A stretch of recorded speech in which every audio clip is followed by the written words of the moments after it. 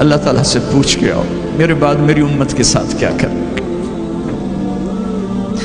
واہ میرے نبی، واہ میرے نبی، واہ میرے نبی، آپ نے اولاد کے بارے میں کچھ نہ پوچھا، ہمارے بارے میں پوچھا۔ پوری امت کے ہاتھوں میں دوری دھار کا خنجر ہے اور ہر خنجر نبی کے سینے میں اتر رہا۔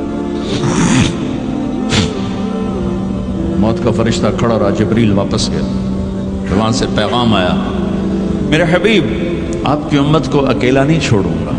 کہا الآن قرۃ عینی، اب میری آنکھیں ٹھنڈی ہیں، اب مجھے بلا اپنے پاس۔ اس کہنے کا مطلب کیا تھا کہ جیسے پہلی امتوں کو بندر خنزیر بنا دیا، ایسا نہیں ہوگا، ایسا نہیں ہوگا۔ دعا دو اس کملی والے کو جو یہ کام کروا گئے، ورنہ میرے رب کی قسم وہ کچھ کر چکے ہیں جو پہلی امتوں نے اس کا 1000واں حصہ نہیں کیا۔ موسیٰ علیہ السلام کی قوم نے مچھلی کھائی تھی، اللہ نے کہا ہفتے کو نہ کھاؤ، باقی دن کھاؤ، انہوں نے کھا لی۔ مچھلی کسی کی ذاتی ملک، ذاتی پراپرٹی نہیں تھی کہ کسی وہ حوض تالاب کی، دریا کی مچھلی تھی، حلال، کہ ہفتے کو نہیں کھانی، انہیں کھائی، اللہ نے بندر بنا دیا۔ ماں باپ کی نافرمانی مچھلی کھانے سے بڑا گناہ ہے۔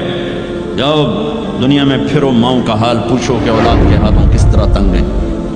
تمہیں یہاں تو جو کچھ ہے، میں نے پاکستان کی سنا رہا ہوں، ایک بیٹی ماں کو کہہ رہی تھی بھوک نہیں، اور ماں کے آنسو ایسے گر رہے تھے، بیٹی ماں سے کہہ رہی تھی بھوک نہیں، اور ایسے اس کے آنسو گر رہے تھے۔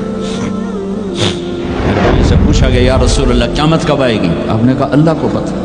کہا کوئی نشانی بتا دیں؟ کہ جب ماؤں کو ذلیل کیا جائے گا آ جائے گی۔ میرے نبی نے کہا کاش میری ماں زندہ ہوتی تو تم دیکھتے میں اس کی کیسی خدمت کرتا، کیونکہ ماں کو دیکھا ہے، ابا کو دیکھا نہیں۔ اور 6 سال کا زمانہ گزرا ہے، 6 دن کے بعد آنسو ختم ہو جاتے ہیں، چاہے ماں مرے چاہے باپ مرے۔ ہفتے بعد کبھی کبھی رونا آتا ہے، 2 ہفتے بعد رونا بھی چاہو تو رونا ختم ہو جاتا ہے۔ 6 برس کی عمر میں ابوا کے جنگل، کالے پہاڑوں میں میرے نبی کی ماں کو اللہ نے اٹھایا، اور 57 سال کے بعد میرے نبی حج کے لیے نکلے مدینہ سے۔ 12,000 کا قافلہ چلتے چلتے چلتے ابوا میں کچھ 70,000 ہو چکا ہے، اور آپ اپنی اونٹنی پہ سفر پر ہیں، راستے پر ہیں۔ آگے ابوا کا چھوٹا سا گاؤں ہے جہاں سارے قافلے نے ٹھہرنا ہے۔ آپ نے اپنی اونٹنی کو یوں موڑ دیا پہاڑوں میں۔ قریب کے لوگوں کو پتہ ہے کہاں جا رہے ہیں، باقی تو سب نیا مجمع ہے، وہ کہہ رہے ہیں کہاں جا رہے ہیں، کہاں جا رہے ہیں۔ آپ اپنی اونٹنی کو اندر چلتے چلتے چلتے چلتے چلتے چلتے ایک جگہ اونٹنی کو بٹھایا۔ ایک پہاڑ ہے 70-80 فٹ اونچا، اس پہاڑ پر چڑھے۔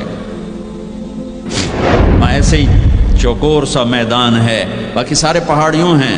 سن 2000 میں بھی اماں آمنہ کی قبر کی زیارت پہ گیا تھا، جو میں وہاں میں تمہیں کیا میں یہ واقعہ ہزاروں دفعہ سنا چکا ہوں، ہر دفعہ ہی ایسے رونے بیٹھ جاتا ہوں کہ پھر میں وہاں نہیں کھڑا ہوتا، پھر میں وہاں ابوا پہنچ جاتا ہوں۔ میں دیکھتا ہوں 6 سال کی عمر میں میرے نبی کو اللہ نے یہاں اتنا بڑا امتحان دیا کہ جنگل میں ماں کو موت دے دی۔ 25 سال کی عمر میں ماں مر گئی، اچانک مر گئی، کوئی بیماری نہیں، کچھ نہیں، جس کو آج ہم ہارٹ اٹیک کہتے ہیں، ہارٹ فیلئر کہتے ہیں۔ اتنا آخری جملہ کہا کل حی میت و کل جدید بال وقد ولدت طہرا۔ بولا نہیں جا رہا تھا تو بجھتے بجھتے بھڑکتی شمع نے کہا بیٹا ہر زندہ نے مرنا ہے، ہر جوانی نے ڈھلنا ہے، لگتا ہے تیری ماں کا آخر آ چکا ہے، لیکن میں نے ایک بچہ جنا ہے جو سارے عالم کو پاک کر دے گا۔ اور شمع خاموش ہو گئی۔ کس طرح انہیں دفن کیا، میں وہاں کھڑا یہی سوچتا رہا کہ یہاں قبر بنائی کیسے ہوگی۔ تو پتھر ہیں، کوئی لوگ گزرے ہوں گے یا پتھر جوڑ کے۔ جب ایمن نوکرانی ساتھ ہیں، وہ ان کو لے کر نیچے اتری، اونٹنی کے قریب پہنچی تو آپ نے ہاتھ چھڑایا اور پھر بھاگے، پہاڑی پہ چڑھ گئے۔ ایمن پیچھے گئیں تو وہ منظر تھا کہ شاید اس وقت عرش بھی رو رہا ہوگا۔ اللہ کے نبی نے ماں کی قبر کو چمٹایا ہوا تھا سینے کے ساتھ، قبر پہ سے گرے پڑے تھے۔ اور جب ایمن قریب آئیں تو وہ نوحہ کہہ رہے تھے کہ پتھر بھی پگھل رہے تھے کہ ماں جی آپ کو تو پتا تھا آپ کے سوا میرا کوئی نہ تھا، مجھے چھوڑ کے کیوں چلی گئی؟ آپ مجھے چھوڑ کے کہاں چلی گئی؟